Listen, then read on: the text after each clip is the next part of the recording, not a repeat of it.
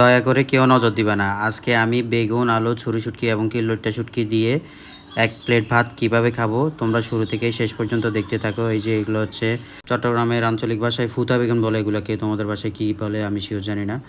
এটা হচ্ছে ছোট ছোট এই বেগুনগুলা, এগুলা যদি তোমরা ছুরি শুটকি, আলু, বেগুন এই তিনটা আইটেম দিয়ে যদি তোমরা বাসায় সবজি রান্না করো, আমার বিশ্বাস তোমাদের বাসায় যারাই আছে একেবারে এক প্লেট ভাত একেবারে চেটে পুটে খেয়ে নিবে। দেখতেই পাচ্ছ তোমরা আমি কি মজা করে খাচ্ছি। এটা হচ্ছে ছুরি শুটকি, এগুলো হচ্ছে মাঝারি সাইজের শুটকি যেগুলো দিয়ে সবজি রান্না করা হয়।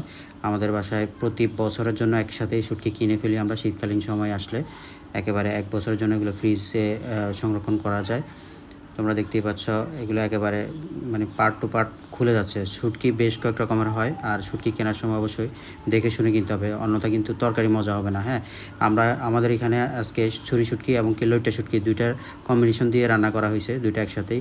এবার হচ্ছে আলুটা নিব, দেখতেই পাচ্ছ আলুটা কেমন একেবারে মোমের মতো গলে গেছে ধরার সাথে সাথেই। যাই হোক, আবার আমার খাওয়া চলতেছে, তোমরা কেউ নজর দিবা না। এটা হচ্ছে একটা কাঁচামরিচ, আস্ত একটা কাঁচামরিচ দেওয়া হয়েছিল তরকারিতে, এগুলো প্রায় সময় দেয়। তো এটাকে আমি কিভাবে একসাথে খেয়ে নিব দেখতে থাকো তোমরা। আর বারবার বলতেছি আমার খাওয়ার দিকে কেউ নজর দিবে না। তোমাদের যদি খাইতে অসুবিধা হয় তাহলে অবশ্যই আমার ভিডিওগুলো দেখবা, খাওয়াতে রুচি আসবে। হ্যাঁ, দেখতে পাচ্ছ আমি কীভাবে বেগুনগুলো দিয়ে খুব সুন্দর করে মাখামাখা করে খেয়ে নিচ্ছিলাম। এই বেগুনগুলো তোমাদের বাসায় কীভাবে রান্না করা হয় সেটা অবশ্যই জানাতে ভুলবে না। আমরা তো এভাবেই রান্না করে খাই প্রায় সময়, আর আমি জানি এটা এভাবে রান্না করলে খুব বেশি মজা হয়। আমাদের বাসায় এভাবেই রান্না করে খাওয়াটা বেশি পছন্দ করে সবাই। এই প্লেট ভাত খাওয়ার পরে এর পরবর্তী কী আইটেম আছে সেটা দেখার জন্য অবশ্যই তোমাদেরকে সাথে থাকতে হবে। দেখতে থাকো, আমি প্রায় অলমোস্ট শেষ করে ফেলতেছি, আর অল্প একটু বাকি আছে, তোমরা সাথে থাকো। ভিডিও দিলে অবশ্যই ভিডিওগুলোতে একটু পজিটিভ কমেন্ট করার চেষ্টা করবো। তোমরা দেখি যে আমি ভিডিওতে উল্টাপাল্টা কমেন্ট করো, ভিডিও রিলেটেড কমেন্ট খুব কমই আসে। সবসময় চেষ্টা করবো ভিডিওতে গঠনমূলক কমেন্ট করার জন্য, শুধু আমার ভিডিও বলে কথা নয়।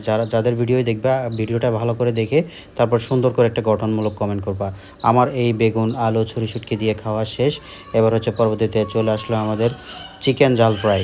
এই যে আইটেমটা দেখতেছো এটাতে কোনোভাবেই আমাদের গুঁড়ামরিচ অ্যাড করা হয় না, একেবারে সম্পূর্ণ এগুলো হচ্ছে কাঁচামরিচ দিয়ে রান্না করা হয়। কাঁচামরিচের ফ্লেভারটা সেরকম লাগে। আর এইভাবে তোমরা কে কে খাও সেটা অবশ্যই জানাবা। দেখতে পাচ্ছ চিকেনগুলো ধরার সাথে সাথে হাতে চলে আসতেছে। আমাদের বাসায় প্রায় সময় চিকেন আইটেমটাই বেশি রান্না করা হয়, কারণ যেহেতু বাসায় বাচ্চা আছে, ওরা অন্য কিছু খাইতে চায় না সেরকম একটা, তার জন্যই চিকেনটাই বেশি রান্না করা হয়। ওদের ফেভারিট হচ্ছে চিকেন, সবসময় চিকেনটাই বেশি থাকে আর কি বাসায়। হ্যাঁ, তো এই যে দেখতে পাচ্ছ আমি খাচ্ছি, তোমরা কেউ নজর দিবা না, আমার কাছে খুবই মজা লাগতেছে। আসলে চিকেন ঝাল ফ্রাইটা যদি এরকম মাখা মাখা হয় একেবারে, যতক্ষণ পর্যন্ত তুমি খাবা ততক্ষণ পর্যন্ত তোমার মুখে লেগে থাকবে।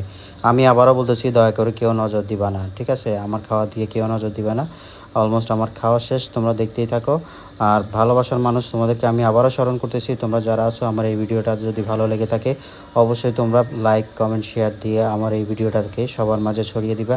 আর হ্যাঁ বন্ধুরা, পরবর্তী ভিডিওটা কোন রেসিপির উপরে দেখতে চাও সেটা অবশ্যই জানাতে ভুলবো না। তোমরা যখন কমেন্ট করবে তখনই আমি ওই ভিডিওটা নিয়ে আসবো।